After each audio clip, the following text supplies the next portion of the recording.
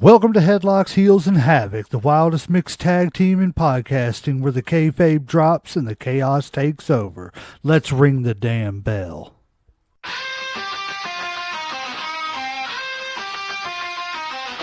Headlock tight, heels on the prowl, dropping elbows, hearing growl, feel the foul. No script here, just real, no bluff.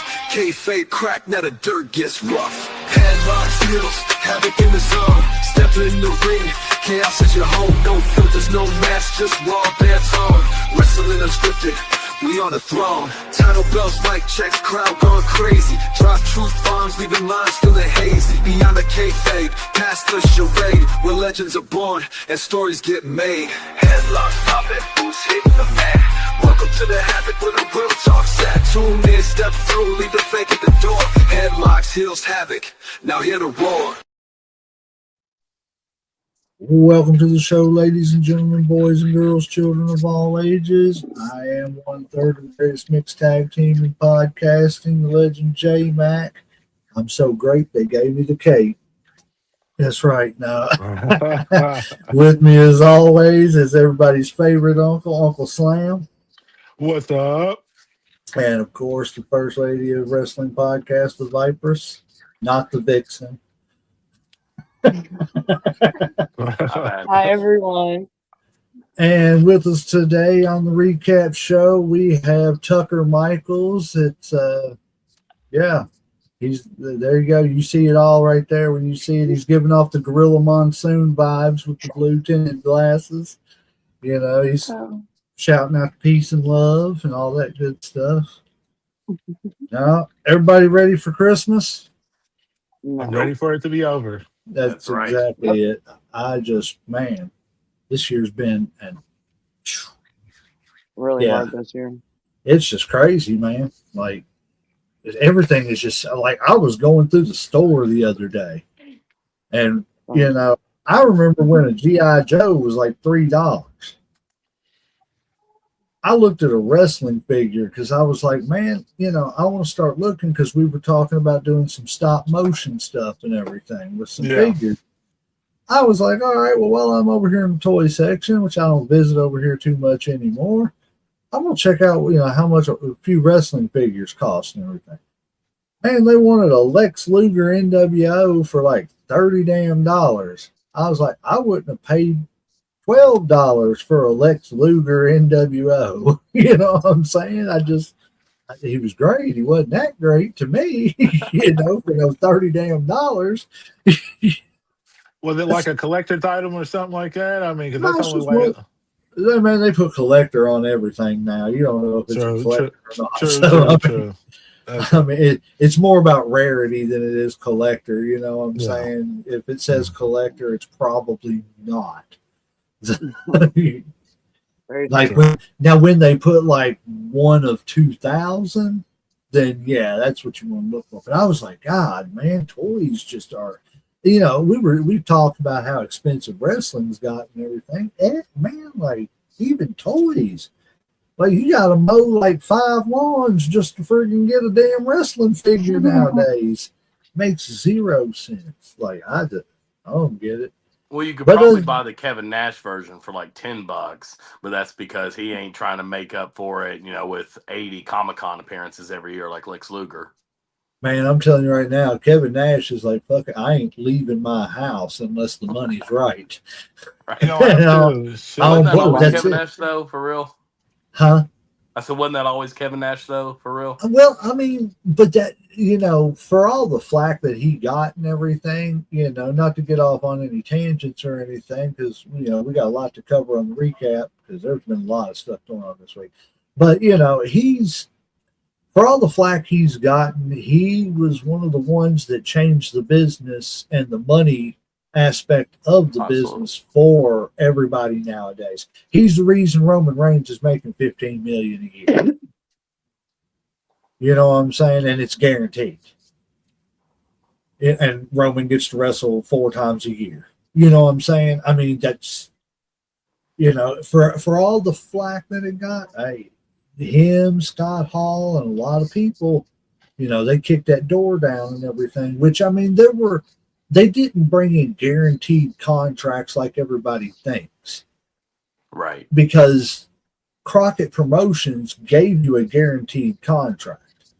You know, like I think I remember Jim Cornette saying that like Beautiful Bobby and Sweet Stan Lane were both guaranteed like $145,000 all year, but that was it. You ain't getting nothing else unless you sold some merchandise, and in most of the time, the merchandise you sold had to be your merchandise. You know what I'm saying? Because what the promotions weren't given very much on royalties for merchandise and stuff like that back then. You didn't get no spreadsheets and everything. You know what I'm saying? So it was like, this is what we're going to give you. But anything else you make, that's on you and how you do it. But you're not allowed to wrestle for nobody else. You know what I'm saying? So I mean, he did change a lot of the business. He got a lot of flack for it. But I for all the flack he did do, you know, I gotta give it to him. He did a lot of good. I'll put it like this. I'd be like any of those wrestlers. Like, if you're going to pay me a huge amount of money and I only got to show up a couple times and I don't have to wrestle that much and still get my guaranteed money, we're all going to take that money. Like, nobody's going to say no to that. That's the perfect work setting. Like, if you're a wrestler, like, nobody's going to be like, you know what, I'd rather work more, you know, put my body on the line a whole lot more, or, you know, make less and shit. Come on now. We're all going to take that money deal. Of course. I mean, like we've said it many times on here. You take the opportunities when you get them. They may not all be the right opportunities, you know, or whatever, but when the money's right, the money's right. That's why Kevin Nash ain't leaving that house unless the money's right. Well, I guess the first big thing I've got from mine is Joe Hendry is officially on the main roster and debuted on SmackDown, I believe it was last night, but him and Trick Williams both have been called up to the main roster. And I was like, Trick Williams. Oh, okay, yeah. Yeah, I was like, wow, okay. Well, Trick Williams has been missing since he lost, so I'd been expecting Trick Williams to, and that was like 2 months ago. Yeah, so he was expecting him to show up somewhere sometime soon. Which surprises me, you know, because everybody there was a few people who was talking about Trick Williams being the mask guy and everything.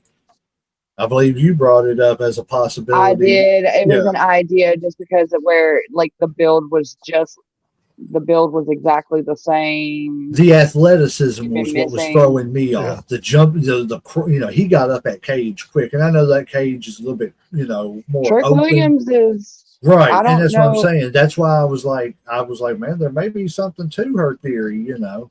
Well, yeah, I mean, it fit perfectly. I knew it wasn't him because of the hair. Trick Williams got way too much hair. That's where me and you had that conversation. Yeah, like, you're not going to cover up all that hair with a little bitty hoodie and shit. Come on now, man. This nigga got dreads and shit all over the place. Yeah. And that's just like the beard, too, and everything, you know, hiding a beard up underneath that mask and everything. It's not an easy task to do. Mm-hmm. And it's not easy to pull that beard together, you know, because it pulls. You know what I'm saying? Yeah. You're not able to move your mouth and stuff. If you do, it all comes, you know. Yeah, so I was kind of a little deflated that the masked person was Austin Theory. I'm going to be honest with you. I mean, I'm glad they're finally going to give him a push to see what he can do. But I think the luster kind of ran out whenever he was doing what he was doing before with, you know, the A-Town Down Under and stuff and everything. What did you want it to be? Yeah. The mask guy? Yeah. Don't say it. Don't say it. I don't know. Don't say it. I really don't know. I would have been cool with Joe Hendry being the mask guy and just rapping the two in one. That I could have lived with. Nah, that never was going to happen. Come on now. No, I wanted it to be Randy Orton, but I found out he was in Saudi, so, you know. Nah, that's too obvious, too. Well, but they were going for the obvious. You know, they were trying to make you think it was AJ Styles. Yeah. Came out and did the curb stomp, and everyone knew, obviously, it wasn't AJ Not Styles. AJ, Why would you do that? Seth Rollins. Yeah. Oh, yeah. Seth Rollins. Oh, my gosh. Yeah. Yeah, Seth Rollins. Yeah. Yeah, but you're right. Like I said, you know, they kept pushing the whole, you know, oh, we saw Seth, and Seth has pulled this over before, so there's a Yeah. good chance he could have done it again. But I knew that it was too obvious on that, but I didn't Yeah. have, like I said, I had no idea who it would be. If Seth Well, let me Rollins ask would y'all come back this. in a mask and do a curb stomp, everyone immediately goes, "Oh, that's Seth Rollins."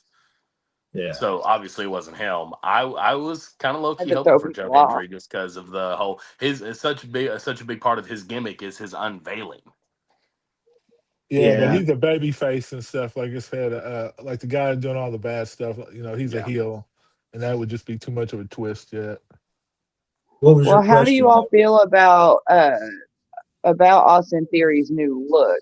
Now I've seen a lot of people say a bunch of crap about it, but if you really, really think about it, if he's disgruntled, like if his character is disgruntled, his demeanor and the way that he looks makes so much sense.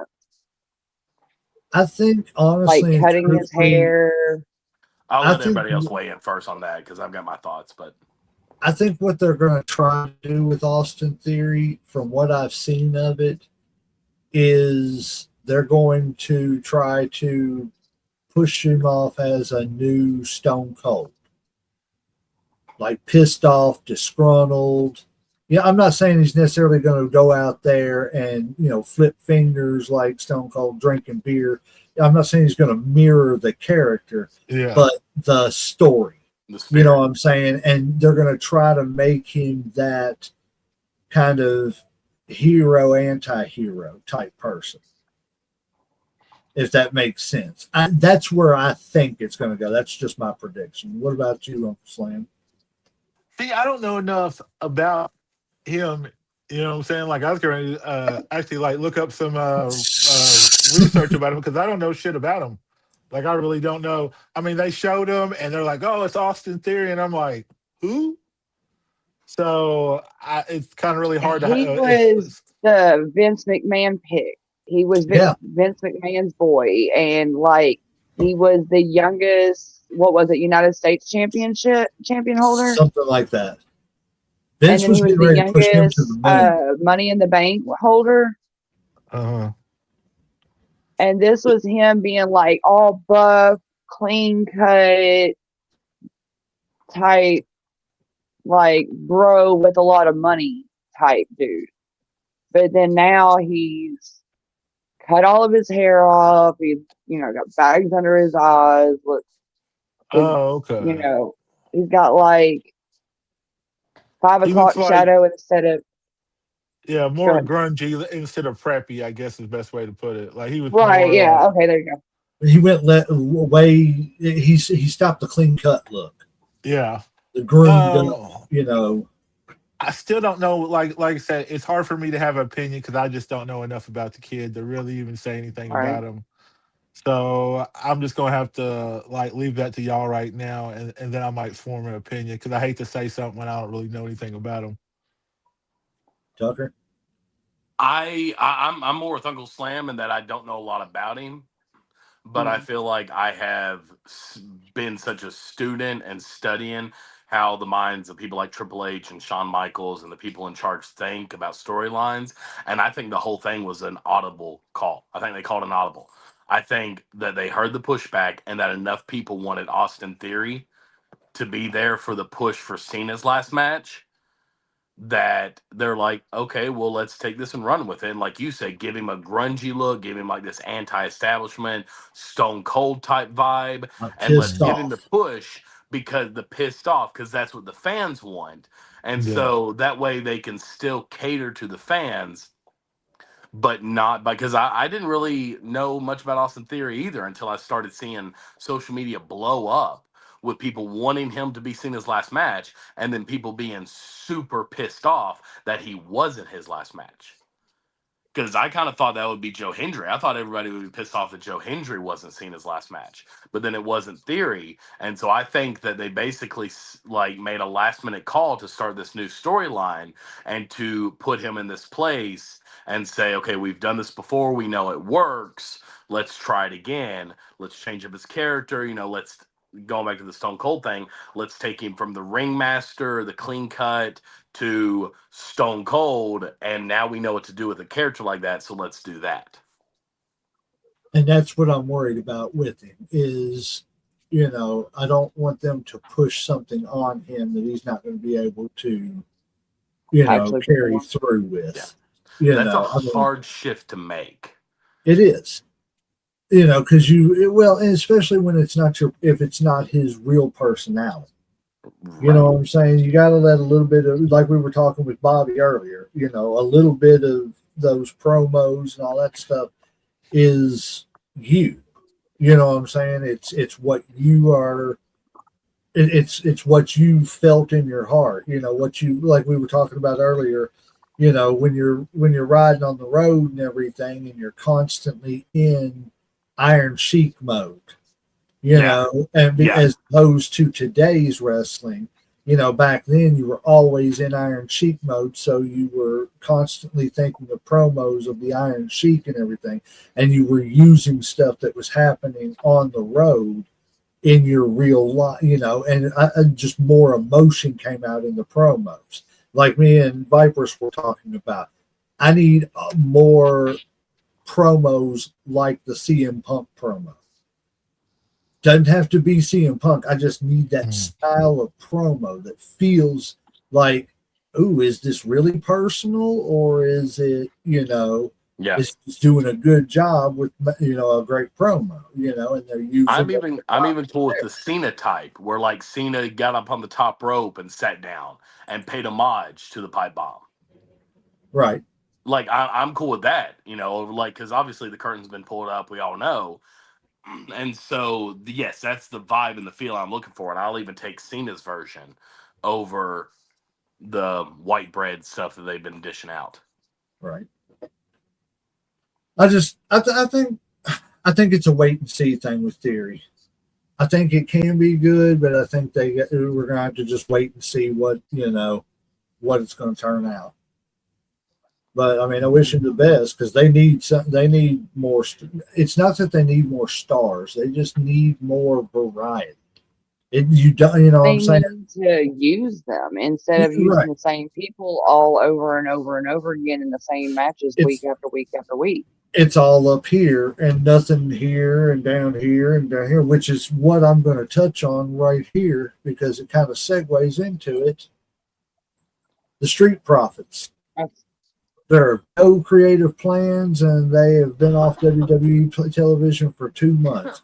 Why? Damn. This is like the best tag team in the WWE. You know what I mean? And we're not using them. We're not utilizing them. Are they about to release them? Is this one of those things where they, what's it called? Where you got a no work clause or whatever, we're going to keep paying you not to work pretty much and you can't go anyplace else. Have you seen the big report that came out that can segue into this, because it sucks for the Street Profits. I personally think that they should be using them more, but that's a perfect segue into this. WWE will not be hiring free hands to trim payroll. We are told that of late, talent from both TNA and AEW who have called WWE have been told that they aren't looking at hiring any new people. The idea is they have so many in developmental, many of whom are ready for, and that they don't need new people. And the spokesperson from WWE told us they plan to trim/reduce their payroll. Now, if that means releasing or not, renewing talent, we don't know. What do y'all think about that? So after I heard this, because I did hear this, I heard one right after, like a couple hours after that WWE did sign 2 new people from New Japan Pro Wrestling after that was released. That may be an international market move. I think that's what WWE is doing. Like in the old days, I got to thinking about this a little bit. In the old days, you had Bruno Sammartino, to represent the Italians. It's been said on many documentaries. You had Ivan Putski to, represent the Polish population. You had, Bob Backlund, for the white guys. You had SD Jones, all these world champions to represent their ethnic background. I think that's what WWE is doing now, and just doing it on a worldwide scale, not just a territorial version. You know what I'm saying? They're actually signing other talent from other promotions around the world, like New Japan, and things like that, to come and represent their culture in WWE. The same way that Vince Sr. kind of did that in the 70s and 80s. You know what I mean? I think they're just because they're trying to get to a bigger audience. Is what I'm getting at. I thought the question was about talking about like basically trimming fat and shit. You know what I'm saying? Like them, Well, you're right, but she said something about. But she was talking about how they just signed 2 people from what was it, New Japan? Yeah. Yeah. And that's what I'm saying. I think that's why that signing was kind of like, that's okay, because we're going to be going into that market more. You see what I'm saying? Okay, so we're going to say that they're not signing anybody else and then sign some new people. Well, but was that deal already in the works? I don't know. I didn't hear anything about it until an hour at least after I heard about them stopping. And it's really about timing of when they started talking to these people too and stuff. You know what I'm saying? We don't know all the details and everything, which I don't know. Like I said, it was Wrestling Observer that reported this, so you got to take Dave Meltzer with a grain of salt. But go ahead. I was going to say he has hit the nail on the head a few times.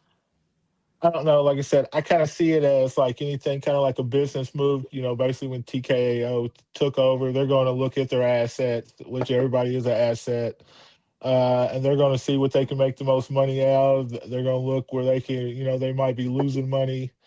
I think some of it's probably more of a business thing, unfortunately, when corporate comes in, people come in and try to streamline. They try to, cut waste, stuff like that. So that might be what it is. And they've been screaming, for the longest that, supposedly, they're operating at a loss, like what was it supposed to be like $3 billion or some, like Right. they're, like they're in debt basically or whatever. Like, I don't know the exact number and stuff. So maybe that's why, because that seems like what a business would do, or a corporation, whenever they take over a business, they come in and try to get rid of low paying assets, or, try to trim the fat pretty much, which might be getting rid of certain people or not renewing contracts. And it is kind of true that they do have a lot of developmental, you know what I'm saying? I mean, that's basically what like NXT is or whatever, that's the whole reason why they got that. But you never know, I'm pretty sure there is some personal shit too. Like I said, like we've always said with like LA Knight situation and some of the other wrestlers and shit, they obviously pissed people off. So they either got let go or they're kind of being buried. Here would be my question. And I'm basing this off an interview I saw with Triple H where he was talking about how they're going new and exciting routes to find talent. Literally, like looking at people that got cut from NFL, looking at people that got cut from NBA, looking at college, athletes, things like that. Do you think it's because obviously I don't question Triple H much on how much he knows the business, but that doesn't mean he's a businessman. So do you think it's possible? And in my mind, it's that these aggressive recruitment efforts have essentially saturated the market. And now it's almost like they've made a bunch of promises to people.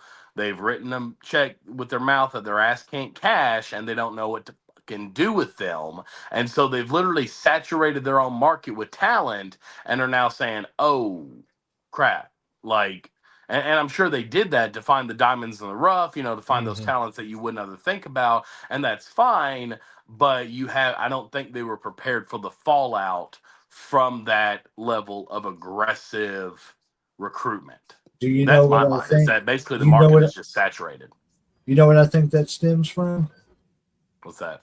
For the fact that WWE put WCW out of business. They put ECW out of business, and for the Mhm. longest time, they were the only product out there. Yeah, yeah. So they And now were they're the finally suffering the consequences 20 years later. everybody wanted to come to the WWE. Yep. So all the big names, when they were able to, came to the WWE. And like you said, now it's just oversaturated.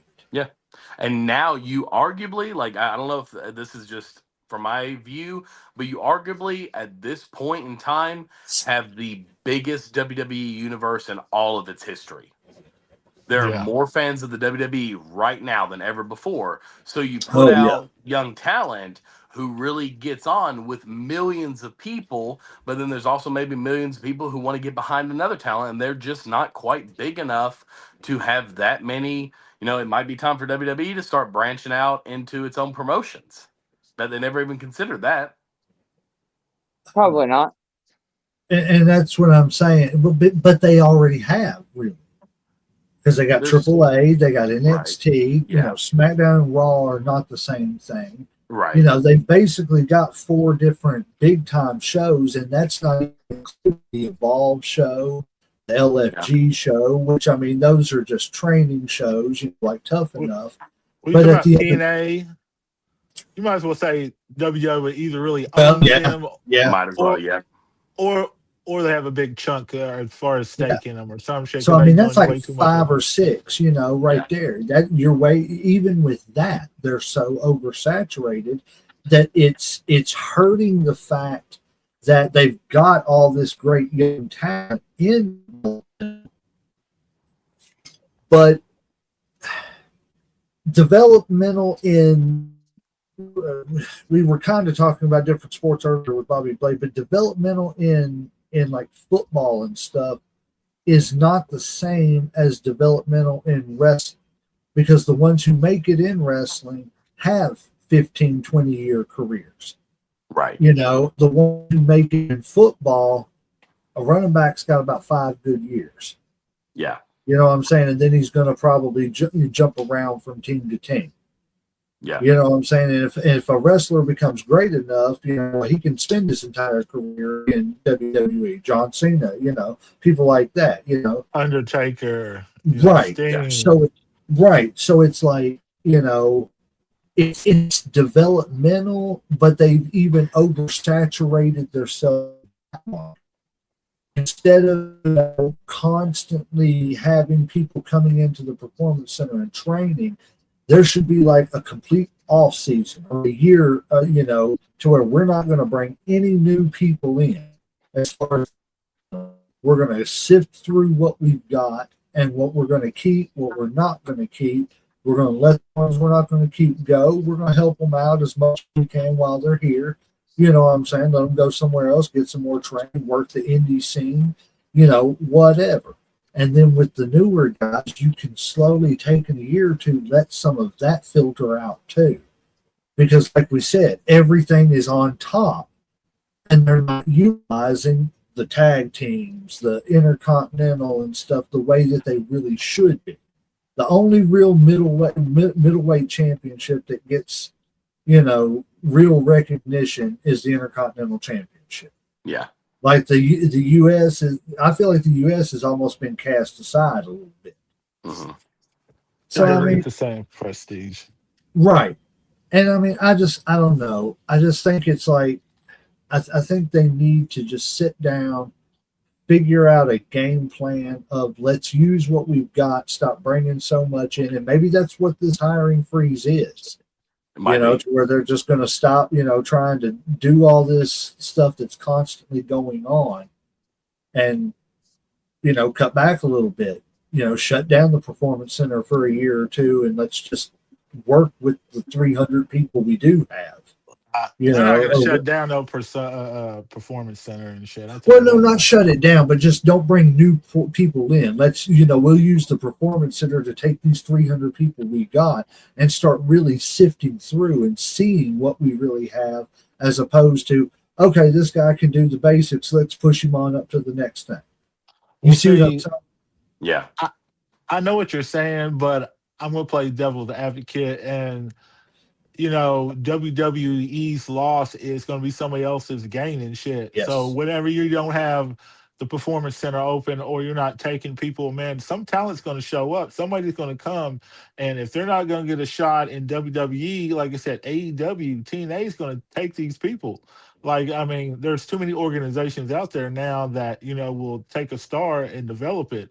And I know WWE is the top place in talent right now, but that don't mean they're the only one. And all it takes is the right person to come along and another Stone Cold, maybe another Rock or Hogan or something, and you can kind of shift the tide, like we've seen it happen with the NWO and WCW. Yeah. So I don't know if you can really afford to do something like that and stuff. You know what I'm saying? And I think some of that is also like the survival of the fittest. You know what I'm saying? Like the best are going to find their way to the top. Like if you got like a room full of really good wrestlers, and you can only pick like two, and there's 10 in there. If you put them all in there, eventually the two best are going to shine to the top and shit. So maybe that's the kind of way it's supposed to be. I don't know. Like I said, like I don't really know a ton about when it comes to that part of wrestling, but I'm just playing devil's advocate. I Right. think that's probably their biggest fear. And Is that's losing why they've talent. been scooping up the new talent left and right and don't know what to do with them, is because they don't want another NWO popping up in AWA or Yeah. AEW or TNA. And I think that, like even going back to, like let's assume that, WWE bought AEW tomorrow, TNA, we're in uncharted territory. So let's assume that WWE decides to roll with it. They buy TNA, they buy AEW. That way they can have more popular talent, but they still have created this empire where everyone knows that that championship that Cody Rhodes now has, that's the be all end all. Mhm. So you're going to have hardcore TNA fans standing behind the TNA World Championship, knowing good and well that they're owned by WWE, wanting that champion to be pushed up into WWE for their head title, You need because the that's the be all prestige end of all. another company's title. The prestige, yes, they're going, and they've done that to themselves, and so but they're also still scared that somebody somewhere is going to come up. They're going to miss out on that talent. They're going to sign with AEW. They're going to sign with TNA, and then boom, they're going to have, I mean, like, what was it? With Roddy Piper, we had Mr. T. You know, we now have Logan Paul, a famous person who's an active wrestler. We had Mhm. Jelly Roll have a full blown match. We had Snoop Yeah. Dogg dropping the people's elbow several years back on Shane McMahon.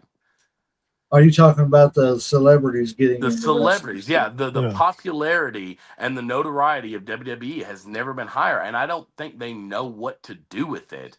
But I think they're scared of losing out on it, and so we keep using the term saturated their own market. I think that's what they've done. I think they're scared to death of a new Rock or a new Stone Cold ending up at AEW, ending up at TNA.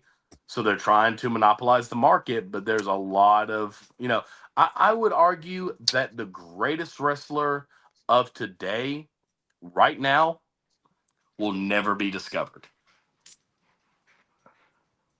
Because there's too much talent. because there's too much talent and they got looked over. The same way the greatest guitar player who's ever lived is probably living on the streets of Nashville homeless because there's too many people out there looking for a bite of that carrot.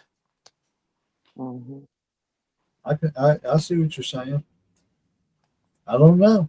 And when the thing is, whenever we would have never known that Stone Cold would have been one of the greatest of all times if Triple H hadn't fucked up and Stone Cold got his push Mhm. at King of the Mhm. Ring and cut the Austin 316 promo. Would have never Well, it's just all kinds of things have to align right to exactly. get yourself up there to that level of superstardom in wrestling. Right place, right time. Yep. Time, place, Sometimes. manner. Yeah. Before we go on to the next story, I wanted to pause real quick because I've seen this. I don't know if you all did. RVD's wife was hospitalized and will be out under observation for 2 more weeks. Want to send out well wishes to her. She's pregnant with twins. Oh. And everybody knows that, twins can come early. Mine came 3 months early.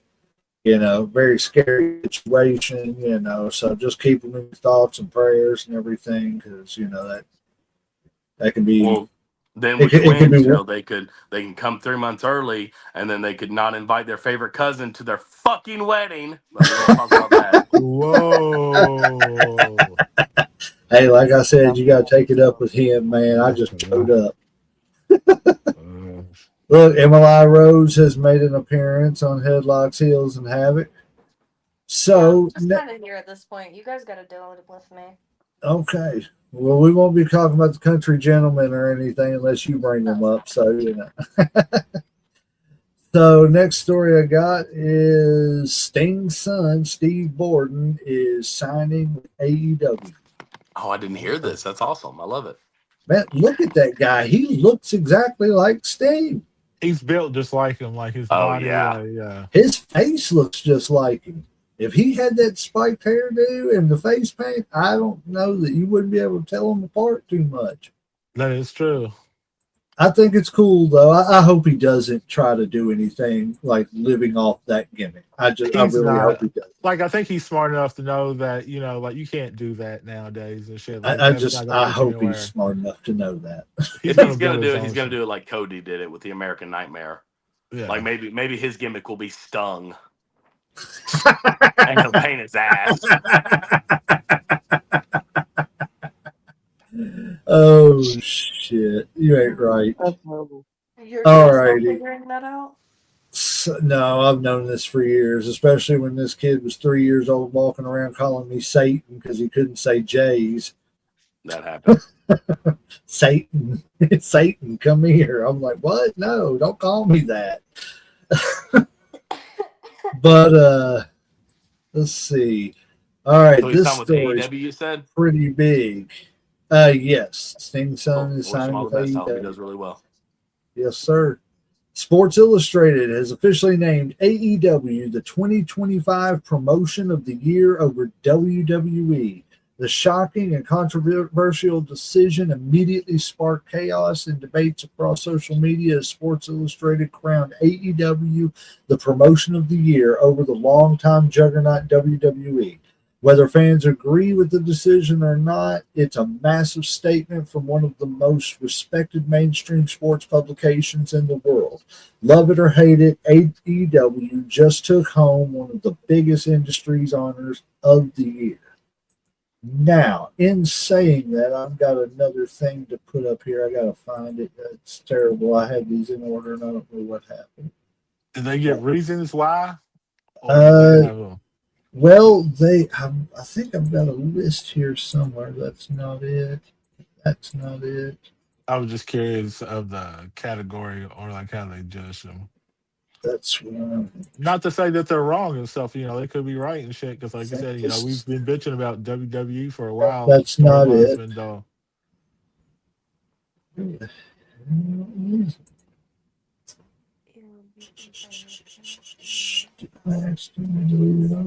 don't think that'd be it. Anyways, I had the list. There it is right there. Okay. Sorry about that. So did you hear what I was AEW got named Promotion of the Year over WWE by Sports Illustrated. Yeah, I did hear about that. Yeah. So Sports Illustrated has named their 2025 Pro Wrestling Award winners: Male Wrestler of the Year, Hangman Adam Page; Female Wrestler of the Year, Mercedes Moné, or whatever you say; Tag Team of the Year, FTR; Heel Turn of the Year, Naomi; Match of the Year, Io Sky versus Rhea Ripley versus Bianca Belair in a triple threat match for the Women's World Title at WrestleMania 41. Breakout Wrestler of the Year was Kyle Fletcher. Best in the ring was Will Ospreay. I have to agree with that. If you haven't watched Will Ospreay, I challenge you to go watch Will Ospreay. He is awesome. Storyline of the Year, Hangman Page's Redemption, rivalry of the year, Moxley versus Hangman Page. Comeback of the Year, best in the mic, Timeless Tony Storm. I can agree with that. She's pretty good on the mic. Pay-per-view of the year, Double or Nothing, Promotion of the Year, all of the rest.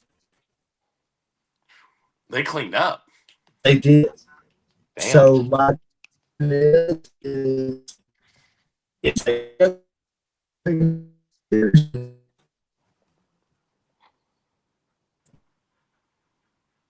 Can anyone else hear it? No, I couldn't hear anything you just said. All I heard was You're breaking up a lot, Legend. Yeah. Nope. No. You sound like R2D2 fucking our surround sound.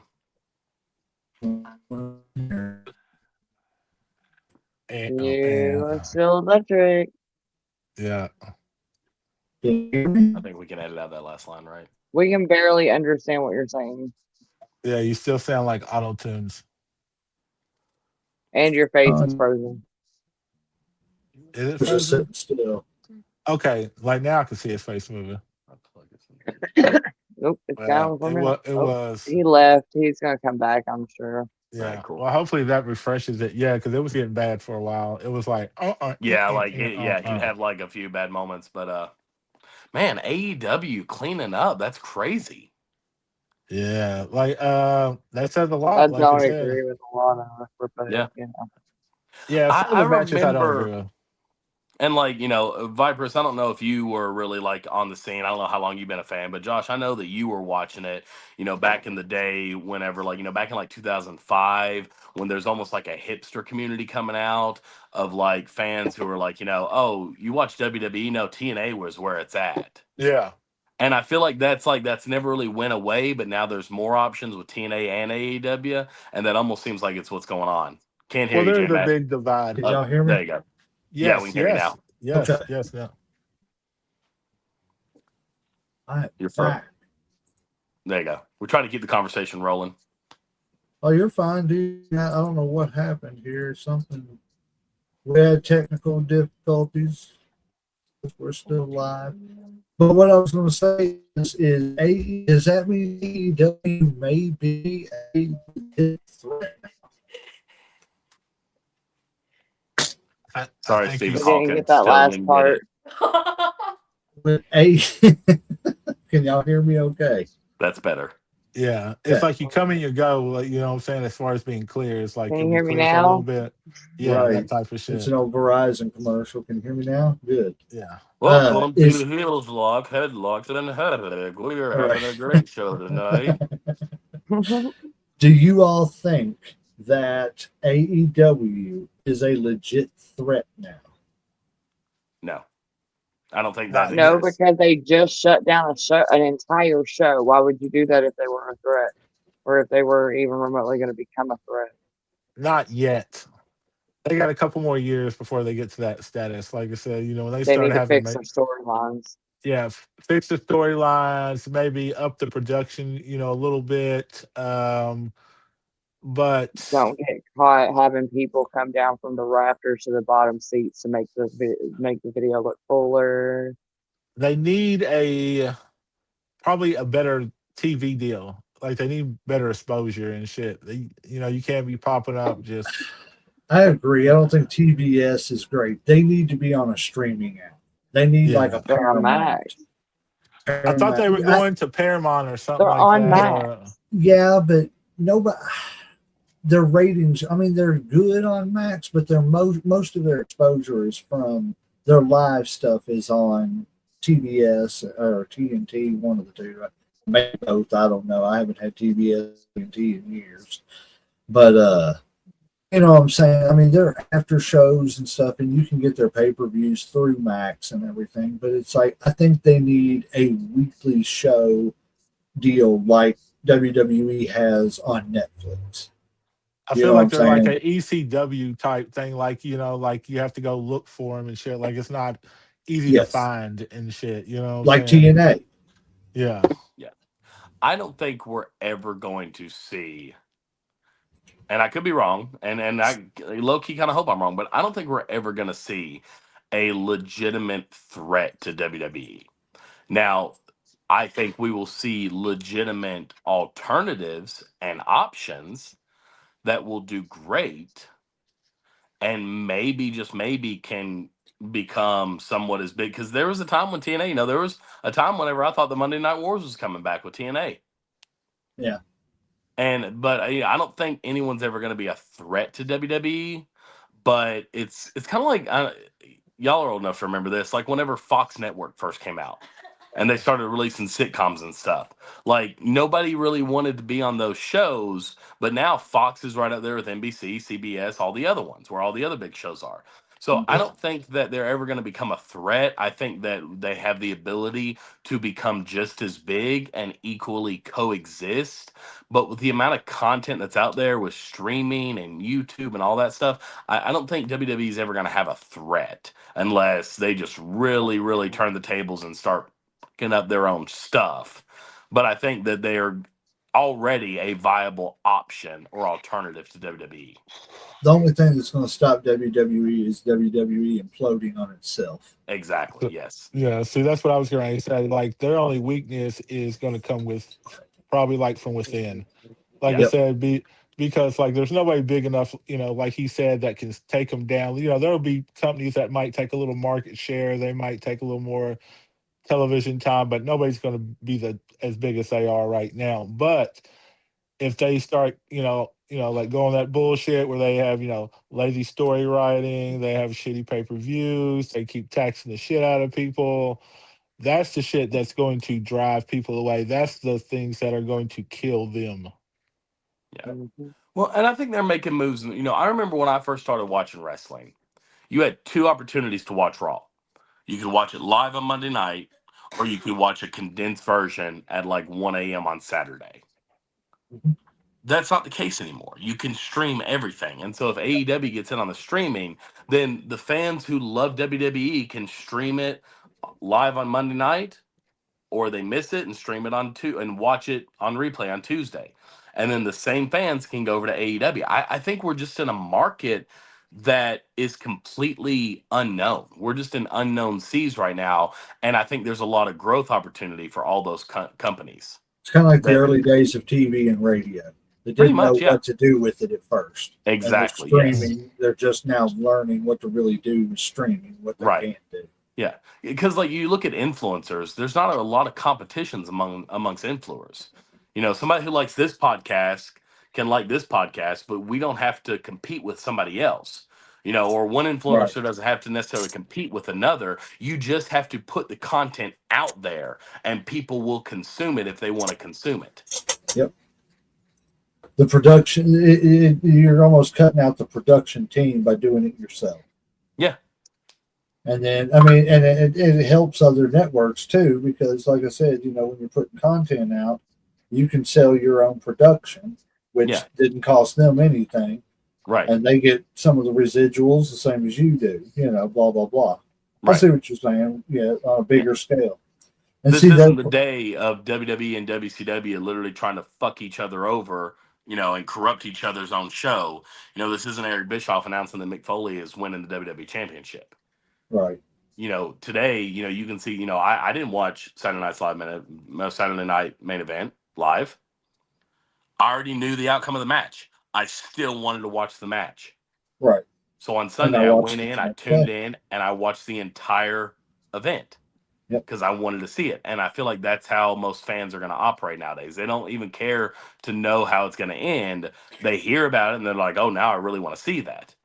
It's almost like somebody ruining a movie for you that you really want to see, but you're still going to watch that movie. Yeah, well, and that's today's world. Like, how many people get every ending spoiled for them? That's why we literally have a whole cultural phenomenon called spoiler alerts. Right. Like, I think they're still trying. I think there's certain people in the game still trying to act like it's 1995, 1996, 1997, 98, 99, whatever. And it's not. It's 2025. Like, you can have competition that isn't a threat, and everybody gets a slice of the pie. 100%. And I think that's why I was reading a story about Stone Cold. John Cena was talking about a story when Stone Cold walked in and looked at him, and he said, yeah, I remember a time when he said something to the effect of he was just busting his balls as a rookie and a young guy and everything. Right. When Cena first took off and everything as the, hustle, loyalty, respect stuff and everything. But he told him, he said, yeah, I remember whenever I was here as the top guy, we didn't pull these black curtains out for any reason. Right. That was just the difference in the business back then. It was, you almost had to go live to really get, everything, because, with TV, some people had cable, some people didn't have cable. So some people had to catch the stories on Superstars or, something else on Saturday morning. They didn't get to watch Monday Night Raw because it wasn't, unless you had cable, you didn't have USA Network, So it was, or a satellite or something like that. So, it was a different ball game. And now everybody's got everything because you have to be able to watch wrestling, WWE. Yeah.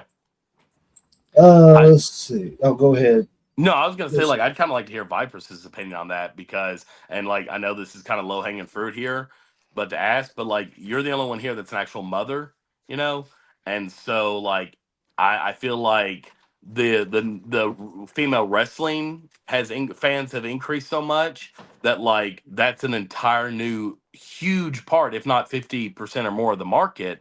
Like, is that not lining up for you? Like, as somebody who you got kids, they have events, they have this and that, so you don't get to tune in live on Raw like maybe I do whenever I get off work and I don't have my kids or my exes or watch them or whatever. And so you have the ability to literally any given time just stream it and watch it. Like, is this not appealing for that demographic more than what it would have been 30 years ago? Absolutely, because even though I watch Raw, SmackDown, NXT, all like everything, I watch everything religiously. I have alarms on my phone to remind me of when they come 5 minutes before they come on. But I have 3 kids, Right. and a lot of the times I miss at least 50% of the show. At least 50% of the show, every show. So with it being able to be streamed, especially like SmackDown and NXT, not as much unless I am streaming through my VPN. But Right. Netflix, at least, I can go straight back as soon as it's over and go right back into it and replay what I missed. Yeah. And then I can play it anytime. Like the next day while my kids are at school, I can watch it. It does make it so much easier. So I kind of agree on that front, like that AEW would have. Maybe I'm not a big massive fan of it. I still think that they need to fix their storylines. I can't seem to get into it the way that I would really like to, honestly. There's a lot of people there that I like, but I do think that a streaming service could help them, or like weekly streaming like Raw does. Yeah, I was I just think curious to get your too- perspective. I think too, Oh, yeah, like, the absolutely. streaming service has to be willing to promote them too. That's You know true. what I'm saying? To get the name out there. Like I love the fact that NWA is on Roku, but I don't see a whole lot of Roku ads featuring the NWA. Mhm. You know what I'm saying? So I think it's also, do we want you on here to promote you, or do we want you on here just to put you on the books as, hey, we got a wrestling show on our, channel, so come check it out. Yeah. Yeah. Well, Just- Roku's a free app, so I would just assume they would have Right. to pay for it to do that. So Oh, I'm sure Roku's making money through tons of ads and everything. I don't think. Absolutely. Yeah, they're buying their content just like everybody else. It's just they're getting paid through ads now. They're not getting paid through subscriptions and ads like Netflix does and all that crap. So next story I got is J.D. McDonough is hurt again. He had to have surgery on his hand, I believe it was. Mhm. dude, J.D. I got McDonough- mad respect for that man. I used do. to absolutely despise him when he first started in Judgment Day. I'm like, dude, who is this motherfucker? Like, who is he? What was it? But there's Punctured been lung, some times like broken rib. yes, there's some times that he has literally been injured and just still went through with the whole match and still gave it his all. So I just got mad respect for JD. I'm just gonna say. When he broke his rib and punctured his lung in that match and still got up and went in the ring, and I don't remember what move it was he took after that, but he took another devastating move that hit you in the midsection and had to be planted on his back. I don't care who you are, man. If you're doing that with a punctured lung and a broken rib, you've got my respect from that day forward. I ain't doing it. I'd have rolled right out of the ring and said, I'm done. I'm done. Yeet. Still one of the worst hits I've ever seen. It was bad. I choked myself up on that. But yeah, that man's a beast. We'll give it to him. All right, let's see what else I've got here. So y'all know that this is happening, right? I What? saw something about this. What exactly is Oh it? yeah, okay. Brock Lesnar sets the end of his WWE career SummerSlam of 2026 Minneapolis. Womp womp. Reports WWE has planned Brock Lesnar's retirement run starting on February of next year. Brock Lesnar has picked SummerSlam 2026 to make his last ever pro wrestling appearance. SummerSlam 2026 will be a 2-day event scheduled across 1 and 2 at US Bank Stadium.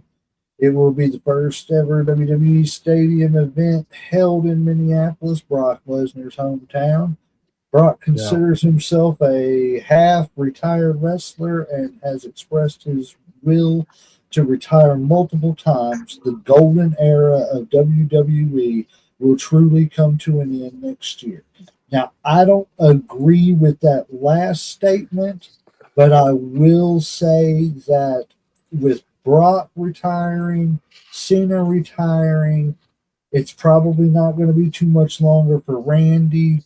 Probably not going to be too much longer for CM Punk, and those guys that came from that era. Batista's already gone. And a lot of guys from that, after Attitude Era is what I call it. Ruthless all aggression. those, the ruthless aggression. Young guys that came up that are now in their 20, 25-year, runs. It's definitely,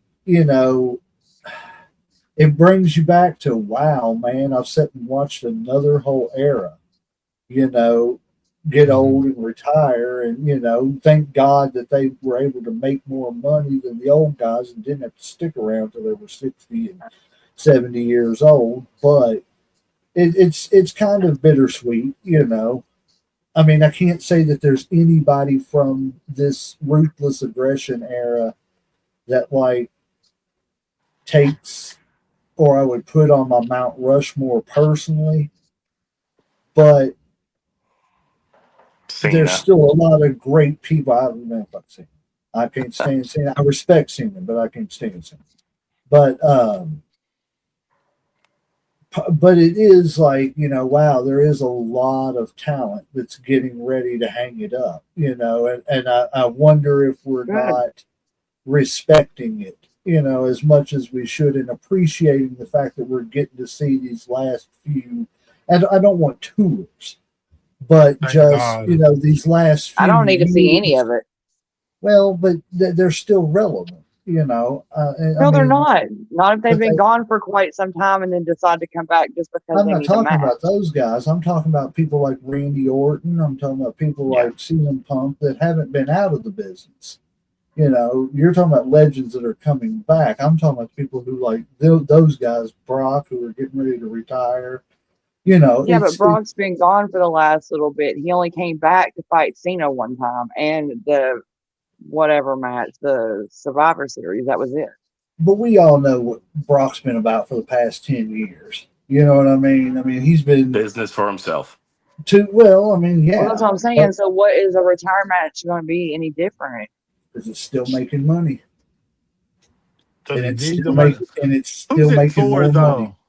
Who's it really for? Is it for the fans? Is it for Brock? Is it for the company to make more money? It's for Brock, and like unfortunately, I will never understand why Brock Lesnar was ever as over as he was. Brock Lesnar was probably one of the best he was wrestlers such a fan ever. favorite. Do what?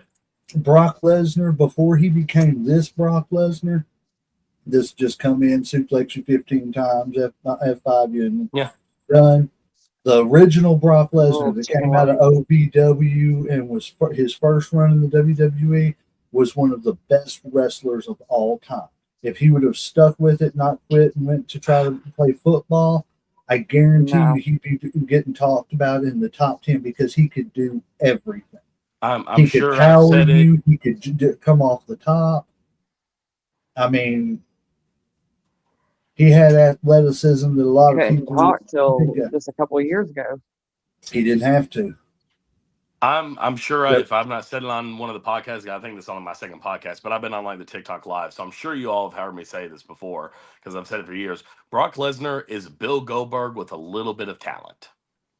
no, That is my like he's Yes, all like absolutely, he is way more 100%. talented than Goldberg ever. He's got more talent in his pinky finger than Bill Goldberg has in his whole body. But if Bill Goldberg was as talented as Brock Lesnar, they would be mirror images of each other, and I would if have never got behind either of them. I never I'm got. going to I play, don't like Brock. I don't like Bill. I'm going to take devil's advocate on this one, and I'm going to say that had Brock Lesnar taken professional wrestling more serious, Brock Lesnar was a Bill Goldberg with Kurt Angle talent. Yeah, I'm not opposed to. Yeah, Oh, yeah, shit. that's pretty much what I'm saying. Yeah. And Kurt Angle's got to be top 5 all time in ring performance. Yeah, absolutely. Yeah, that's pretty much my point. But like, he's still the best thing that ever happened to Brock Lesnar was them say, "Oh, hey, let's get Paul Heyman to do his talking for Well, him." yeah, but Oh he yeah, I found his definitely shtick. agree. I mean, I agree with the whole he couldn't talk, but that he found his shtick. He didn't have to talk. He just had to go out there. Yeah, but if you're going to be great, then you should be able to talk. How many greats couldn't talk? Andre couldn't talk. Andre's a little bit Andre of a different was an story. innovator, though. Andre was the first giant. And Brock Lesnar was the first guy we seen that could move like that, plus pick up 2 or 3 people and sling them across the ring. He could move like Kurt Angle, but he also had the power of a Bill Goldberg or something like, somebody huge like that. Yeah, that had that's never fair. been seen before. Yeah, and again, like I said, I know he's a talented person. I'm not questioning his talent, but just as overall, I don't think he'd make my top 50. I think I could not hear the name Brock Lesnar for the rest of my life, and I would forget the man existed. I cannot tell you one thing he did for the business. I mean, I definitely agree. He didn't, like I said, if he would have taken the business more serious. Yeah. You know what I'm saying? He was about Brock Lesnar the whole time. Well, see, like he never liked being like he didn't like wrestling like like most wrestlers like wrestling. Like he didn't like being in front of people. Like he didn't like all the travel. He didn't like making, like personal appearances and stuff. Like that's why the UFC suited him so much, because it was more like his old ways. It was train, you fight one time, or you fight maybe 4 times a year. You have to go out in public, do a little media here and there, but it was just more training. Brock is just not a people person. Like he doesn't like people. Yeah. That's why he lives where he lives. That's why he's out in bumfuck Egypt and somewhere, because that's how he is. And like he got over in wrestling so much was because of the UFC, because he had that credential, kind of like Ken Shamrock. He's a bad man. He beats people up in real life. And so when you take that and you put that with wrestling, which is, people beating other people up pretty much and shit, that's why it was so easy for people to get behind Brock Lesnar, because he used to do it in real life. That's why, like, I think people kind of gravitated to it. And he was a gifted athlete. I mean, like I said, like he was just a bigger Kurt Angle and shit. Like, he couldn't talk like Kurt and shit. Like he didn't have the mic skills. But as far as the physical gifts, they were on par as far as, because they had hella matches and shit. I mean, like some of Brock's best matches were with Kurt Angle and shit. Hey, Josh, don't forget, man, Kurt Angle makes them all tap out. And that, like, one of my favorite, just a sexy Kurt. But I mean, but you're talking about somebody who is basically, you're saying he's good at arguably 50%, if not a third of the business. Because what you can do in the ring is only a part of it. That is true. That is true. Like, but I would argue the best thing about Brock Lesnar is the first 10 to 20 bars of his entrance music. Damn, that's when the biggest reaction happens. That music hits, everybody knows it, and then he's going to go in there, he's going to dominate. Like you said, he's going to get 15 F5s. What happens? And that's it. When that music hits, what? Pops, LOD pop. When that music hits, pop, yeah. So, I mean, and that's why it works. You know, for the same reason Hogan worked. You know, Hogan wasn't a great wrestler, but he knew how to work out. He knew how to, you know, come out of that tunnel, spinning around, chewing on his own headband, pointing at the fans, and just looking like he's getting ready to go wild. That's actually a great comparison. Like if you put Hulk Hogan with the fans and on the mic with Brock Lesnar in the ring, you might have the greatest of all time. Hogan's going to chew him up as far as mic skills. But the second you put him in the ring, Hogan's going to tap out in 3 seconds. Yeah. But see, Hogan really could wrestle though. Like he just didn't, because like if Right. you look like back in the past when he was in Japan, like he could wrestle technical, but that's not what people wanted to see. Like over in America, they wanted to see the body slams, the leg drops and shit. So that's why he quit doing all that shit. That So match like between him and Muda was great. yeah. So like he had it in him, but he realized that that's not what his character was supposed to be. He wasn't supposed to be technical. You know, he was supposed to, you know, rip my t-shirt off, get hit a couple times, hulk up, body slam, leg drop. It's a wrap type deal. Yep. I mean, you got to know who you are and shit, you know. And that's it. That's why I think Goldberg, had he taken it serious, like I think we talked about him a little bit more. Let's see. Oh yeah, this is about the Randy Orton missing the. He just released a statement about why he wasn't at John Cena's retirement. He just said because he was over in Riyadh, Saudi Arabia, promoting, I think, Royal Rumble, and that it was just a scheduling conflict. It wasn't anything. You know, everybody was like, Do you think they had beef or something? No, I think they were questioning, like, did he snub him or something like that? And he was like, no, we talked that morning. You know, I told him congratulations on a great career. You know, sorry I couldn't be there, stuff and everything. So, I mean, that I'm glad he squashed it, that, you know, nothing was really going on with it. Here's what I went and started digging, because this LA Knight stuff has got me like all over the place. Mm-hmm. So in 2024, LA Knight signed a multi-year extension, but then, you know, then this release stuff shows up. So who knows? My theory could be wrong. But at first, when I found, you know, I thought, okay, well, he's going to be gone in March. So, you know, boom, you know, they're just writing him off. But I don't think they were writing him off at first. Now, who knows with these releases? It could be the reason they wrote him off. But if they don't end up releasing him, I think they took him off TV to change the character.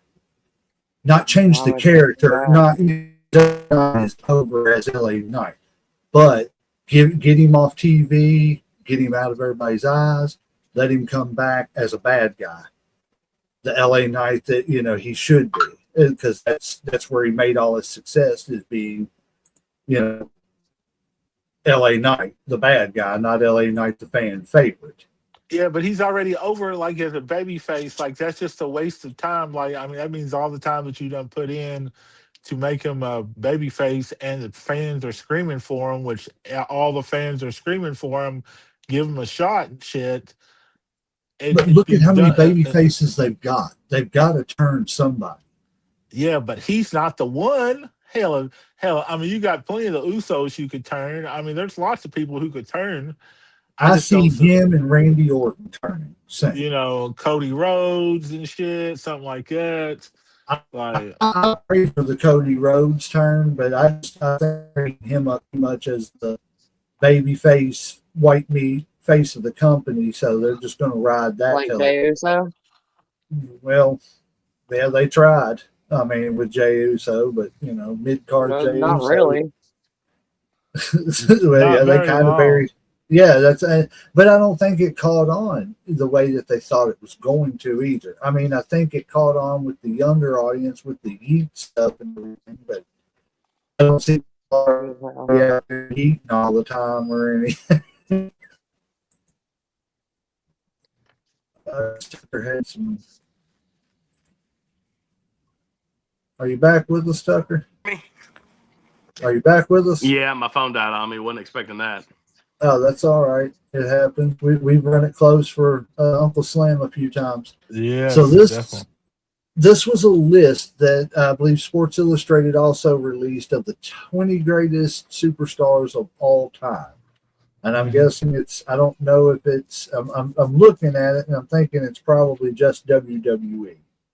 But they got The Undertaker at 1, Stone Cold at 2, Hulk Hogan at 3, John Cena at 4, The Rock at 5, Ric Flair at 6, Shawn Michaels at 7, Triple H at 8, which I don't agree with at all, Roman Reigns at 9, which I don't agree with at all, Bret Hart at 10, which I don't agree with at all, Randy Orton at 11, Edge at 12, Brock Lesnar at 13, Kurt Angle at 14, which I don't agree with, Chris Jericho at 15, 16 CM Punk, Becky Lynch at 17, which I don't know. I mean, there's other women who are way better wrestlers than Becky Lynch, so I don't I think think she there should. should have been a separate list for the women and the men, honestly. I do too.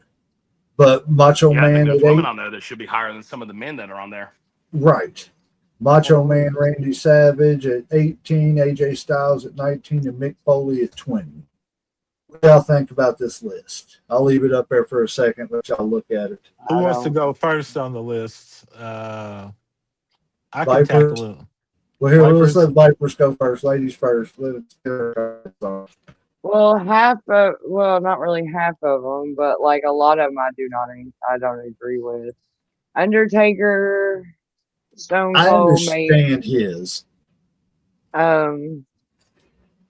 I don't agree with it, but I Triple understand. I was H, gonna say Undertaker or understand is not the same thing as agreeing. I do not agree with the Brock Lesnar. Do not agree with Kurt Angle. Do not agree with Chris Jericho, CM Punk, Becky Lynch. Mick Foley should be higher up on that list. Just for his contributions alone, I wouldn't put him as a ring technician, but just the things he did. Top 15 at least. Absolutely, but AJ Styles. AJ Styles higher up too. Yes. I think Hulk Hogan's on this list and Dusty Rhodes isn't. Yeah, I don't agree with the Hulk Hogan. I just don't agree with over half of them. Really. I see why the top 4 or 5.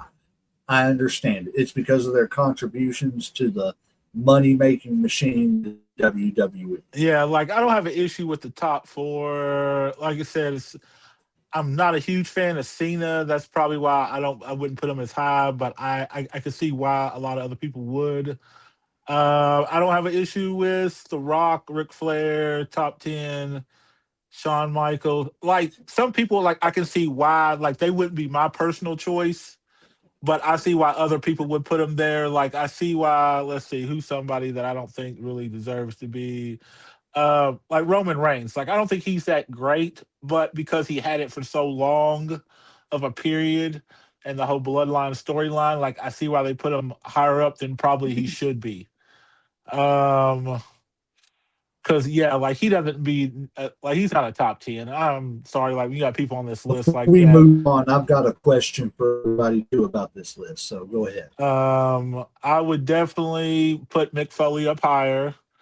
I might put Macho a little farther down just because as much I like him personally, he doesn't have as much hardware as some of these other people, and I don't think his impact was as big. I would probably also put Jericho a little farther down. I would maybe put Punk down a little bit more and shit. Edge also.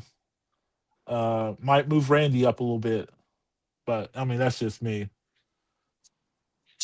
Uncle Slam, and I'll go back to you, Vipers, before we get Tucker's take on this.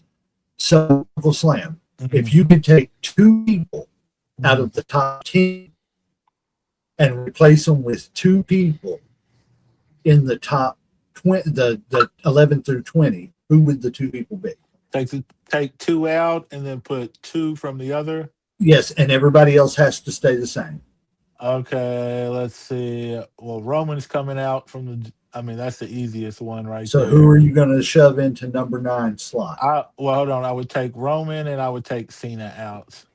If I'm going to replace them, I would put Kurt Angle in higher For up. who? Cena. Okay. I put him for Cena, and then for Roman, I could do a Mick Foley, maybe. Really? Mick in the top 10? If we're counting, like, are we just doing wrestling in total, or are we doing just WWE? Well, just this list, because this is obviously all Okay, WWE. just WWE. Hey, CM Punk. In my opinion, yes, in just my opinion, like I said, as this being my own opinion, yes, I For would put this him up. list and everything. Yes, Okay. yes. So, Viper, same question to you. 2 from the top 10 to replace with 2 from 11 through 20 in that slot. Honestly, I'd take away the same ones, John and Roman. However, with the 2 that I put back in are not necessarily in that order. Does that make sense? Right. Well, I okay. put So them in who the would top you? 10, but not necessarily at 4 and 9. Okay, but for this list, so you got to take John Cena out. Who would you slide into his spot just for this? Mick Foley. Mick Foley. Okay, and you said Roman Reigns for the second. Yep. Who would you slide into the number 9 spot from 11 through Randy 20? Orton. Okay, I knew I you could were gonna say I could that. see those two. Those are 2 legit, Yeah, there's nothing wrong choices. with that. Yeah. Tucker. All right, mine's going to be a little controversial, but I'm playing devil's advocate here because I'm trying to view this list as they did it. So obviously, they're not just going with performance; they're going with draw. They're going for superstars, notoriety. It seems like. So I would take out Undertaker and Hogan, and I would replace it with Edge and Orton. Leaving Cena there, because in my mind, Cena would not be at number 4 if it wasn't for the business he did with Edge and Orton. Well, that is controversial. That is controversial. You said take out Hogan and Undertaker? I would take out Hogan and Undertaker. So I agree with the Hogan part. Who's number 3 for Hogan? So I would put Cena at 1 and Taker spot. No. You can't change. You can't change anybody else. You just have to replace these 2. So got. Then so I'd have to put Edge or Orton. Honestly, in I'd probably Hogan's have to put spot. Edge at 1 then, and Orton at 11 because I think Edge and Cena's rivalry is one of the greatest of all time. Well, Orton's at 11. I'm sorry, I would take out. I'd put Cena Edge at Orton 1 too. and Orton at 3. Okay. So you think Edge is like the biggest draw with not moving anything else because of the Edge Cena? Edge Cena, yeah. I think Edge Cena and that whole storyline I think that was Cena's peak. I think that was the greatest we ever got of Cena, with him drawing, with him making money, with his greatest matches. And he wouldn't have had that if it wasn't for Edge. So, like, ideally, to make it more efficient, I would switch Edge and Cena. I'd put Edge at 3, Cena at 1, and Randy Orton at 4. Right. Because I think for the people that have done for the business, Cena's at number 1. Based on this, because I don't think, obviously, if I was going to be playing the real me, Shawn Michaels would be a number 1. Right.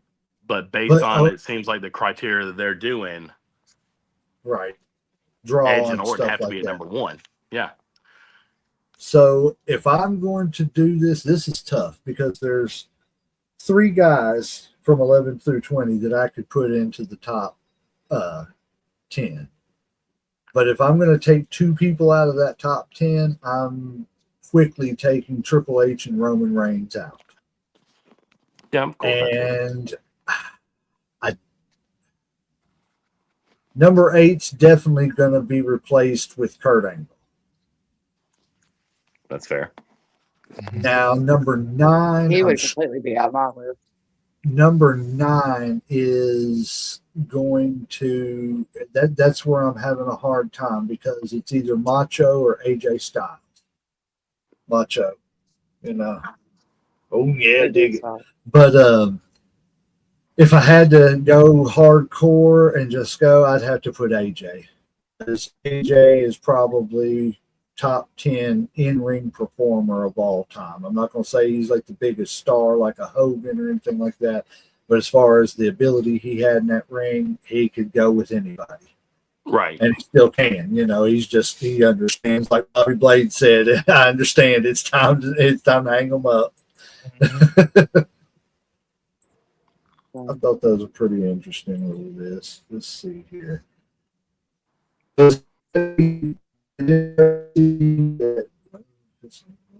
here. Did anybody see this at John Cena's final match? The bottom picture is the more important picture. Yeah, it's John Moxley, but Who is it? Dean Ambrose, John Moxley, Dean Ambrose, whatever you want to call him. But he was backstage. Do y'all think that means Mox is coming back to WWE? And if he comes back to WWE, are they going to allow him to be John Moxley and not? I mean, of course, I don't want to see the John Moxley with spaghetti sticking out of his head in AEW. no, they won't get to use the name. Right. Well, I don't know because he owns the name John Moxley. Oh well, if he owns the name, right. And I'm wondering if that. Right. I'm just wondering if they're going to make him come back and use the Dean Ambrose name. And I hope that they don't, because I think he's better as Moxley. I just think with AEW, they let him take things too far. But I think yes, I think if WWE could get a hold of him and say, okay, Vince isn't here, so we're going to loosen the reins a little bit because you are legit. You know what I'm saying? But you can't walk around with spaghetti sticking out of your head. You know what I'm saying? Because somebody just stabbed you in the head with a big, handful of spaghetti. I don't think they can do that. But I think that under the right, cooperation between the character and the company, I think Dean could be a good guy to come back. Maybe even not a good guy. Maybe he's a good, little bit older bad guy that you can run for a few years and be a good, counterpart to Cody and CM Punk. And, because I got news for you. I already see the writing on the wall. By a little bit after WrestleMania, Braun Breaker is going to be a babyface. He's getting over way too much. Even though people are booing him, he's getting over because people want to see the Vision coming out there beat people up. We don't want to see it because it's the same thing every week, and we understand that. But these younger kids and everything, they're getting into this rivalry between CM Punk and Braun Breaker, and I think this is going to be CM Punk kind of handing the torch over to him and saying, if you. I something in me, because I think the WWE is going to push him as like the next kind of Roman Reigns, whether we want Braun Breaker or not. Braun Breaker's coming. Has he ever been a baby face? Like, I don't think he's ever been a baby face. He was a baby face in NXT. NXT. Yeah. Oh, he was in NXT? Yeah. But he was still a big brute MFer, right. Right. He was beating the shit out of people. He was, he was still wrecking house every week, but it's just different now. But I like it. I like the Steiner math. I think that the little bits that he says in the ring are hilarious. I think it's great, actually. I think these promos between him and CM Punk are some good stuff that people, we need, like I was talking to both of you all, I think, individual parts. We need these kind of old school type, feels a little personal promos to come back. Oh, that's just definitely but every single week, because that's how some of them are talking every single week, and I'm kind of getting tired of it. But if it's relevant to what they're fighting about, what I'm saying? Not if you say the exact same thing every single week. Well, I mean, if they're repetitively doing the same promo, then they've got to come up with new material. But, you got to be able, if they're just using, that as reference points here and there of why I'm ready to, beat you up or whatever, then I get it. You kind of, like we was talking about earlier with Bobby, you use things from your personal life, So Jesse Ventura, he returned to WWE Saturday Night's Main Event. I don't think they put him in the commentator booth. I didn't hear him. but they had him on like the panel up there. But he revealed his Mount Rushmore of WWE wrestlers, which was Hulk Hogan, The Rock, Stone Cold Steve Austin, and John Cena. And honestly, I can't argue with that. The only other person I could say that you could argue as far as WWE is The Undertaker, just because he was, Undertaker was to WWE what Sting was to WCW. He was their franchise. Yeah, he was the constant. He was one you could always depend Constant, on. yes. It He was was the built, rebound. It was I always said it like this, Hogan was the kind of like the guy that got it started, and then the Undertaker was the guy who came and became that constant in the locker room and kept it to where this company can succeed, because Vince ain't got to deal with all that horse shit. You know what I'm saying? Yeah. He's got a couple of guys like Mark Calloway and other guys that are just old veterans, and guys that ain't gonna put up Enforcers. that.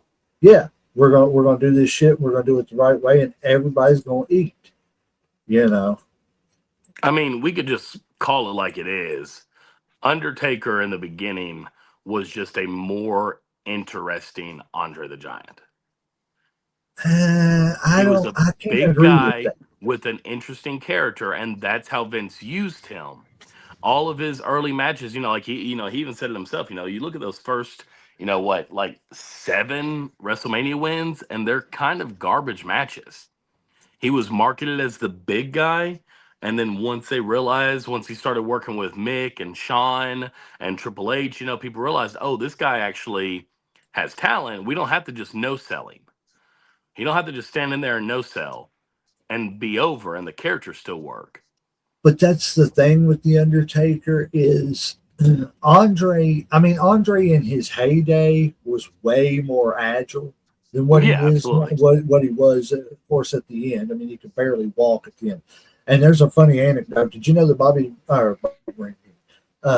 Andre the Giant was supposed to win the 1991 Royal Rumble as like a last homage to him, because he was the king of the Battle Royal, and because of the fact that he was going to enter number 1, and they was like, "There's no way, he's too. Right. There's no way he's going to be able to even stand that long."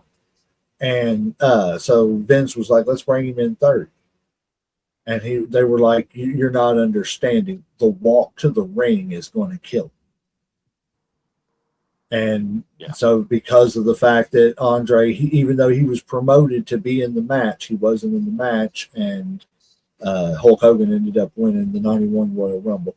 Sorry, side note there. But what I was saying about The Undertaker is The Undertaker, even comparable to Andre's younger years, The Undertaker was so much more agile.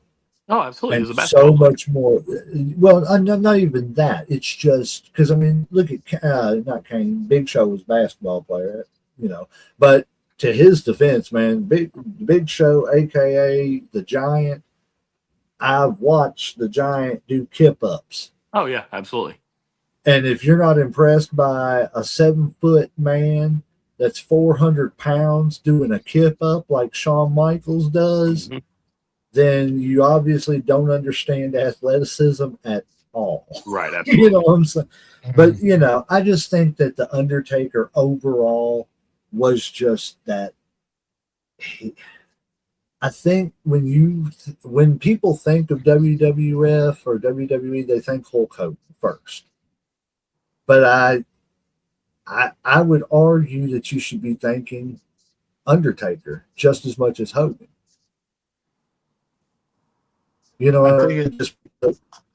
I think it depends on age. I think it's kind of like one of those LeBron, Michael things. Like if you're born after a certain time, you're going to say Hogan, or you might say Stone Cold compared to saying Andre or somebody else and shit. It's just, because when I think of wrestling, I'm first thing I go to is Hogan. And I grew up with Andre and stuff too, also, but Hogan was just larger than life. You know what I'm saying? Like he took Andre's spot as being, Yes. larger than life. Yes. Andre was kind of like our parents' Hulk Hogan. Yes. Yes.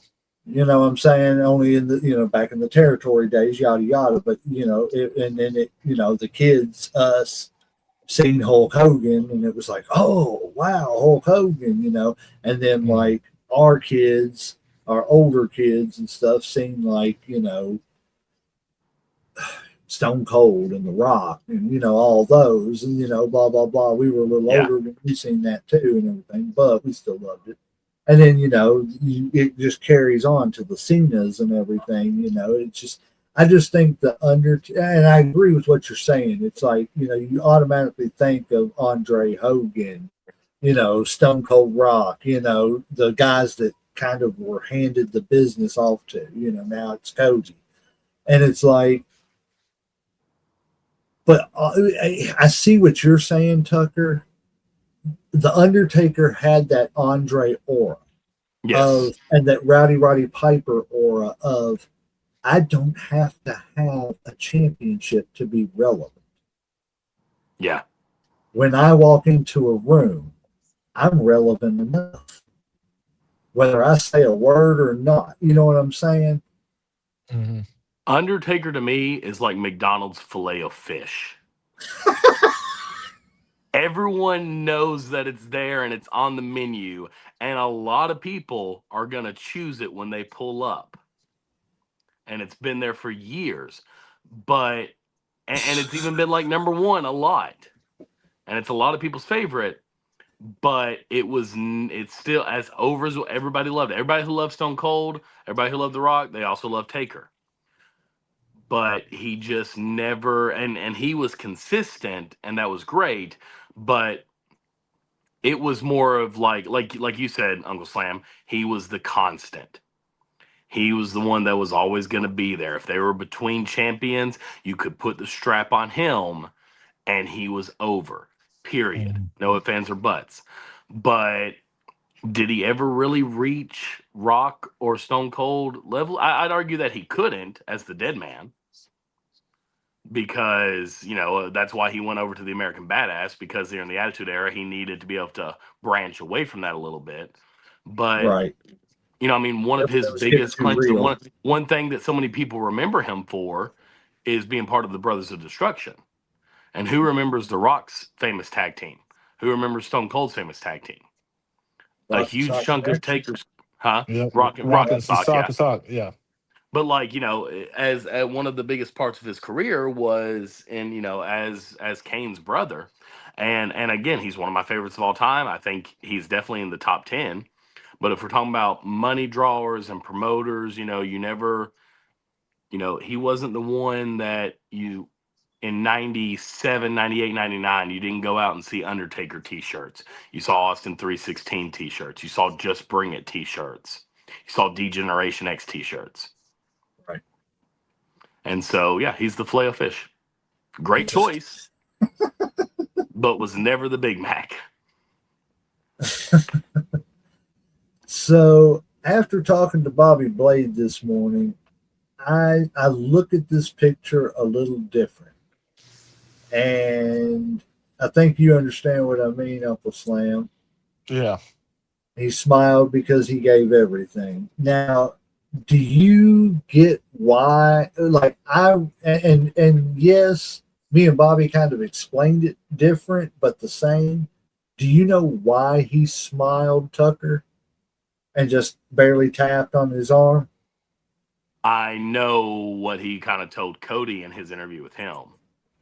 As in the whole riding off into the sunset, basically. Yes. Yeah. Like in the old, the way I explained it, when we were talking to Bobby, was, you got that bad guy or whatever that kind of redeems himself, and he went bad for a little while, redeemed himself, and at the end, that bad guy that redeemed himself ends up in the movie sacrificing himself. Yeah. You know what I'm saying? For the greater good of everything else. So it was him kind of giving that wink, that nod of, hey, I'm sacrificing for you. So, y'all take it and do what you can do with it. And it was like, that's what the smile was about. That's, and I respect it a lot more than what I did. I didn't like it until I heard Bobby put it into, just the context he did, because, especially with him being in the business for 30 plus years, I'd say he knows a little bit about what he's talking about and what that meant, more than we did. So it was cool to hear him do that tape. I saw a comment, and I wish I had screenshotted it, in a clip of Cody and Cena's interview, where he basically, was talking about how, that was his characters, that was his death, that was him giving it all, that was the end of it. Afterwards he took off his armbands and all that stuff. And somebody in the comments posted something along the lines of, "Oh yeah, this is great for Cena, who has, told all these cancer patient kids to never give up and this and that, and and to keep fighting, and then he gives up in his last match." And this is dark and morbid as fuck, but it really brought it full circle to me. Somebody responded to that comment talking about how Cena's always preached never give up, and they said something along the lines of, "Yeah, but the kid that beats cancer is still going to die one day. Maybe it's at a ripe old age, but eventually we all hang it up." And they said it much more articulated than I did, but it was like so like in your face, like, yeah, man, this guy's been in the business for longer than the kids that look up to him have been alive. Some of them by like 15 years. Like, and his time had just come. He never, and the smile kind of brought that back around, that he didn't give up. He went out on his own terms. That's it. Yep. So, final thought, Uncle Slam, on the John Cena retirement as a whole, not necessarily the match or the build up or anything, just John Cena himself, a little send off to John. How I feel about John Cena? Just John Cena in general. As a whole? Okay. As a whole, whether it's a thank you for what you did or, like I said, I'm going to start with the obvious, because I've said it many times. I wasn't a fan of the tour or whatever. I think it kind of cheapened shit. I think it was basically a money grab. I think they were basically playing on our affections, being like, hey, you better get this merchandise while you can, because, hey, it's not going to be around anymore, even though it is. They're still going to sell it. As a whole, I think John Cena did what most wrestlers should do and usually do. He left wrestling better than he found it. I think when he came in, you know what I'm saying, he was like anybody else. He had paid his dues, try to work his way up. He got an opportunity, and he was blessed and was able to take that opportunity and run with it. You know what I'm saying? So I can't hate on any of that. I have never been the biggest John Cena fan. I definitely respect everything he did. I definitely respect the hard work, and because I know what it does take, you know what I'm saying, as far as the hours, the travel, the sacrifices that you got to make, like being on the road and stuff. And I can't say that I would be that person, you know what I'm saying? Right. Just being 100% honest, I can't say that I would do that shit.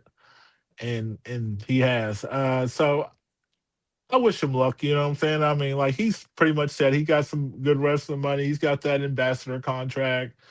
And he does pretty good on television and shit. So, his movies ain't bad. Peacemaker, I enjoyed it.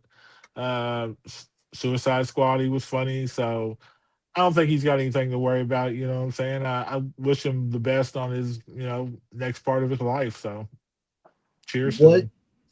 What if I asked this? Would it change anything of your opinion? Stone Cold, The Rock, Hulk Hogan, Ric Flair, Dusty Rhodes, none of them were ever the face of a billion-dollar organization. Who was John Cena was really the first face. Nah. of the bill of once the WWE and Vince became a certified billionaire. Billion. Yeah. No, I'm pretty sure the like when he hit billionaire status, like The Rock or Stone Cold was in charge. Now, it might not have been Hogan because that was a little sooner, It was but right whenever Stone Cold retired and right whenever The Rock left for Hollywood.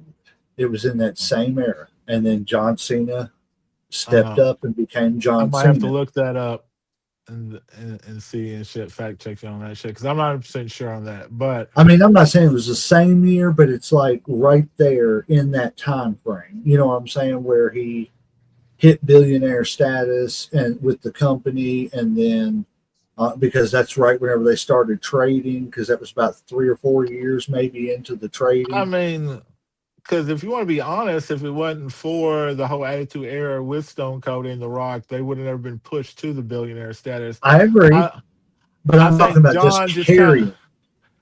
I think John just kind of he kind of loosened the top. You know what I'm saying? You know how when you open a jar and shit, and you loosen it up before somebody comes and opens it all the way. I think Like that's what whenever we he. give it to our wives and they actually Yeah, open yeah. it, we loosened it for them.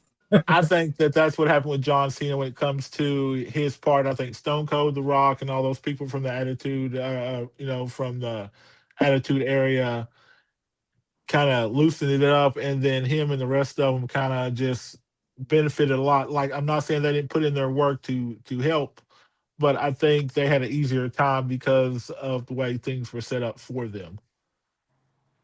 I can see that. Yeah. Tucker, what do you think? So I feel like I've got a really unique perspective on this because right at the time when Cena was the most over, the spinner belt was popular. He was just starting the Never Give Up. The PG era was starting. Yeah. 2008, 9, 10. I Mhm. was 13, 14, 15. I can remember being like 15, 14, 15 years old, me and my best friend at a show. And when the night started, we were on the side, that was during the let's go Cena, Cena sucks. So Right. when the music hits, I remember us being the Cena sucks side of it. And then by the end of the match, because and these were house shows, he just put so much out and gave it all that at the end of it, we were cheering for John. And I remember him and I sneaking to the back parking lot where the tour buses were, just walking like we knew what we were doing, like we belonged there. And at this point, I'm 15, so I'm still 6'2", so nobody's really questioning us walking around in WWE merch. And us seeing John getting onto his tour bus and holler at him, and him taking the time to wave and like hold up the belt and stuff and like holler at us and thank us for coming. And on our way home, my best friend looked over at me and he said, I thought we didn't like John Cena. And I said, I think we like him at the live shows, but that's it. And it just, the energy that he brought for the time, I think that, yeah, I'm with you. Like, if you want to compare a face of the company, the face of the company, whenever yeah, there's a little bit of discrepancy because Stone Cold was, he was hotter than Rock at first, but then Rock kind of took that too and they both shared it. But there's not really a major time whenever with the Rock and Cena that they, or Rock and Stone Cold, that they weren't sharing the spotlight. Right. There was nobody that had what Cena had. Not Triple H, not Shawn Michaels, not The Undertaker. Nobody had the face of the company in the palm of their hand like John Cena did in that time. And I And think so he had it in the palm of their hand on both sides, like you said. yeah, And he acknowledged, well, you can cheer me or you can boo me, but yeah, I'm still going to give it all every night. yeah. I And that's what remember he did. yeah, I remember them doing like a fake retirement thing back in probably '09, 10, something like that. I don't remember who it was against, but he stood out there and gave like a fake retirement speech and was like, all right, guys, for one time's sake. And this is what he said. He said, from all the kids 12 and under and the women, let's hear a let's go Cena. And from all the males that are 13 and older in the pause, let's hear a Cena sucks. Just calling it like it is. Recognizing what the fan base was. And they started that chant, and he liked it. He leaned into it, and it was still I used to say all the time that as great as Cena's was, he can never be the greatest of all time because he never was a heel.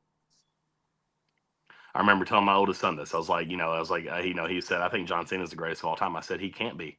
Same as Ricky the Dragon Steamboat can never be the greatest of all time because he was never a heel. Cannot claim that without playing both sides of the card, but he damn near came close, and then we finally got the heel turn. But I think that do what? And it was The heel terrible. turn. Yeah. And it was terrible. Yeah. I think that he was happy with it. I think he's got a really positive mindset, and if I can't control it, if it's out of my control, then I'm not going to worry about it. And I think that's the way he does. Listening to him on Joe Rogan. Yeah. Like, I don't know if y'all have listened to that episode or not, but if you haven't, Uncle Slam, you should listen to it. It's him and Joe Rogan just sitting down, on Joe Rogan's show, man. But I get a lot of what Tucker's saying about John Cena's attitude of I control what I can control, and the rest of it is just, what happens is what happens. Yes. I can't control it, so why sit and worry about it? Yeah. So would I change the opponent of his last match? Absolutely. Would I change the flow of the last match? Absolutely. I think he made the call on the submission. I think he was happy with it, so I'm happy with it. I say that I wasn't at first, but again, after talking to Bobby this morning and seeing his perspective of, it was that, not necessarily riding off into the sunset like the ones that survive and get away, but he's the one that, had to be sacrificed. Yeah. To, let others eat, I guess. Yeah. Is what it was. And the thing that I do respect about him is that, I'm okay if he does an appearance. I don't want to see him coming back and wrestling. No. So if he sticks to his word, and I mean, he really emphasized it on that Joe Rogan podcast that this is it. He's done. Yeah. He is never getting back in that ring to wrestle again. He'll do appearances and stuff like that. If he sticks to that, then you kind of got to give him, I'm not going to say the nudge over anybody of being the greatest of all time, but you definitely got to put him in the conversation for that. Because of the respect factor. He knew he was done, so I'm just going to get my old self out of the way. I'm not going to sit here and keep taking the spotlight from people who need to shine. Yeah. So I'm going to go out. I'm going to go out on my terms. And when I do, that's it. I'm gone. Thank you for the memories, and I hope you got some memories too. Yeah. That's just my new perspective on it. And I really do. I hope he sticks to it and doesn't come back. And I don't mean that in any negative connotation or anything like that. Because it's just not needed. You know what I'm saying? If you want to come back as a manager of the new Thugonomics guy that's coming out in 10 years, hey, that's awesome. Yeah. You know what I'm saying? Because you got some mic skills that you can definitely use and teach him how to do and blah, blah, blah. But I don't want to see the old guys coming back anymore. I love them, but I don't want to see them coming back, And I like the fact that, like I was saying earlier, that we're getting to kind of see this next generation, getting ready to fade out. The Punks, the Lesners, the Randy Ortons, what is it? Once Lesnar retires, I think the only two OVW standouts from that class that are left will be Randy Orton and Shelton Benjamin. Yeah. Because it was Cena, Lesnar, Orton, Shelton, and Batista. Yeah. And, those were the big standouts in OVW in that class and everything. Like, OVW was kicking back then when they had that, because like people like Flair were going down there and working and, stuff like that. So it's like, it's kind of bittersweet to see them going away, but when they go away, I want them to go away. Yeah. You know what I mean? Yeah. Like even Sting said that, like, I think this weekend's the last time you'll ever see him in full blown Sting gear. Yep. He said he's doing his last appearance, and that's You'll never it. see the face paint again, he said. Yep. He said, I may make an appearance as Steve Borden, but other than that, guys, I don't have any other stories. Y'all got anything else? Yep. Nope. Guys, I hope and pray everybody has a safe, happy holidays. Have a Merry Christmas, Happy New Year, and all that stuff. Stay warm. Hold your family close and enjoy them this holiday season. Make it the best Christmas ever. You never know. And just, have a good time. And once the new year starts, we will definitely be back with you all.